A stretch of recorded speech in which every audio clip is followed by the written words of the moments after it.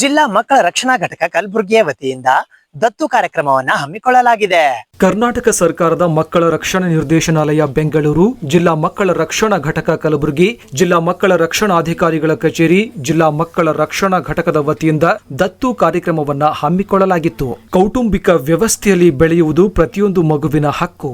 ಮಗುವಿಗೆ ಅವಶ್ಯವಿರುವ ಆರೈಕೆಯನ್ನು ಕುಟುಂಬದ ವಾತಾವರಣವು ಕಲ್ಪಿಸುತ್ತದೆ. ಈ ನಿಟ್ಟಿನಲ್ಲಿ ದತ್ತು ಪ್ರಕ್ರಿಯೆಯು ಅನಾಥ, ಪರಿತ್ಯಕ್ತ ಹಾಗೂ ನಿರ್ಗತಿಕ ಮಕ್ಕಳ ಪುನರ್ವಸತಿಗೆ ನೆರವಾಗುವ ಒಂದು ಸೂಕ್ತ ಕಾರ್ಯಕ್ರಮವಾಗಿದೆ. ಇಂತಹ ಮಕ್ಕಳಿಗೆ ದತ್ತು ಪೋಷಕರನ್ನು ಒದಗಿಸಿಕೊಡುವುದರ ಮೂಲಕ ಶಾಶ್ವತ ಕುಟುಂಬ ವ್ಯವಸ್ಥೆಯನ್ನು ಕಾನೂನುಬದ್ಧವಾಗಿ ಕಲ್ಪಿಸಲು ದತ್ತು ಕಾರ್ಯಕ್ರಮ ನೆರವಾಗುತ್ತದೆ. ದತ್ತು ಯಾರು ತೆಗೆದುಕೊಳ್ಳಬಹುದು ಎಂದರೆ ಮಗುವನ್ನು ಕುಟುಂಬದಲ್ಲಿ ಇಟ್ಟುಕೊಳ್ಳಲು ಆಸಕ್ತಿ ಇರುವ ದಂಪತಿಗಳು. ದತ್ತು ಸ್ವೀಕಾರ ಮಾಡಲು ಇಚ್ಛಿಸುವ ದಂಪತಿಗಳಿಗೆ ಮಗುವಿನ ಅಗತ್ಯಗಳನ್ನು ಪೂರೈಸಬೇಕಾದ ಆದಾಯ ಇರತಕ್ಕವರು ಮತ್ತು ಮಗುವಿನ ಆರೈಕೆ ಮಾಡಲು ತೊಂದರೆ ನೀಡಬಲ್ಲಂತಹ ಸುದೀರ್ಘ ಕಾಲದ ಕಾಯಿಲೆಗಳು ಇರದ ದಂಪತಿಗಳು ದತ್ತನ್ನ ಸ್ವೀಕರಿಸಬಹುದು. ನಿರೀಕ್ಷಿತ ಮತ್ತು ಪೋಷಕರು ನೋಂದಣಿ ಮಾಡಿದ ದಿನದಿಂದ ಅನ್ವಯಿಸುವಂತೆ ಅವರ ವಯಸ್ಸಿಗನುಗುಣವಾಗಿ ವಿವಿಧ ವಯೋಮಾನದ ಮಕ್ಕಳನ್ನು ದತ್ತು ಪಡೆಯಲು ಅರ್ಹರಾಗಿರುತ್ತಾರೆ.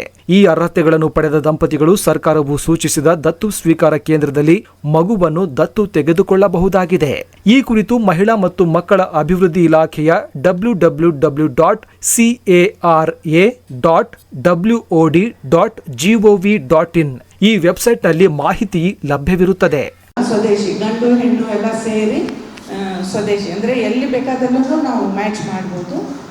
ಕೇರಳ ಕೊಟ್ಟಿದ್ದೀವಿ, ಆಂಧ್ರ ಪ್ರದೇಶ ಕೊಟ್ಟಿದ್ದೀವಿ, ಗೋವಾ ಕೊಟ್ಟಿದ್ದೀವಿ, ಆಮೇಲೆ ಛತ್ತೀಸ್ಗಢ ಕೊಟ್ಟಿದ್ದೀವಿ, ಕರ್ನಾಟಕದಲ್ಲೂ ಸಾಕಷ್ಟು ಮಕ್ಕಳನ್ನ ದತ್ತು ನೀಡಿದ್ದೀವಿ.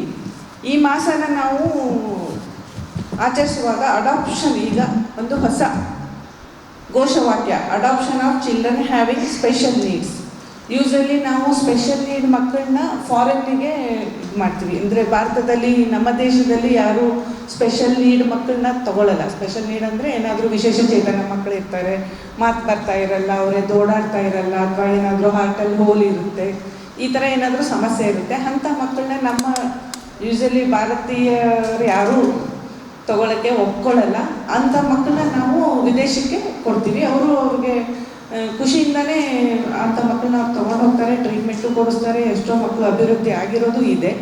ಇಲ್ಲಿ ಲೋಕಲಾಗಿ ಹೋಗಿರೋ ಮಕ್ಕಳು ಅಭಿವೃದ್ಧಿ ಆಗಿರೋದಿದೆ. ಈಗ ಡೆವಲಪ್ಮೆಂಟಲ್ ಡಿಲೇ ಅಂತ ಬರುತ್ತೆ. ಒಂದು ಡೆವಲಪ್ಮೆಂಟಲ್ ಡಿಲೇ ಅಂತಂದರೆ ಮಾತು ಬರ್ತಾ ಇರಲ್ಲ, ಅಥವಾ ಓಡಾಡೋಕ್ಕೆ ಆಗ್ತಾ ಇರಲ್ಲ. ಅಂದರೆ ಆ ವಯಸ್ಸಿಗೆ ಮಗು ಹೇಗೆ ಇರಬೇಕು ಆ ಥರ ಆ ಮಕ್ಕಳು ಇರಲ್ಲ. ಅಂಥ ಮಕ್ಕಳನ್ನ ನಾವೊಂದು ಫಾರ್ ಎಕ್ಸಾಂಪಲ್ ಒಂದು ಛತ್ತೀಸ್ಗಢಗೆ ಒಂದು ಮಗುನ ಕೊಟ್ಟಿದ್ದೀವಿ. ಅವನು 4 ವರ್ಷದ ಮಗು. ಇಲ್ಲಿ ನಮ್ಮಲ್ಲೇ ಸಂಸ್ಥೆಯಲ್ಲೇ 4 ವರ್ಷ ಆಯಿತು. ಯೂಸಲಿ 1 ವರ್ಷ 1.5 ವರ್ಷದೊಳಗಡೆ ಚಿಕ್ಕ ಮಕ್ಕಳು ಅಂದರೆ ಹುಟ್ಟಿದ ದಿನ ನಮ್ಮಲ್ಲಿ ಬಂದುಬಿಟ್ರೆ 1 ವರ್ಷದೊಳಗಡೆ ಅವರೆಲ್ಲ ಅಡಾಪ್ಷನ್ಗೆ ಹೋಗ್ಬಿಡ್ತಾರೆ. ಆ ಮಗು ಮಾತು ಬರ್ತಾ ಇರಲಿಲ್ಲ, ಸ್ಪೆಷಲ್ ನೀಡಲ್ಲಿ ಇದು ಒಂದು ಐಡೆಂಟಿಫಿಕೇಷನ್ ಆಗಿತ್ತು.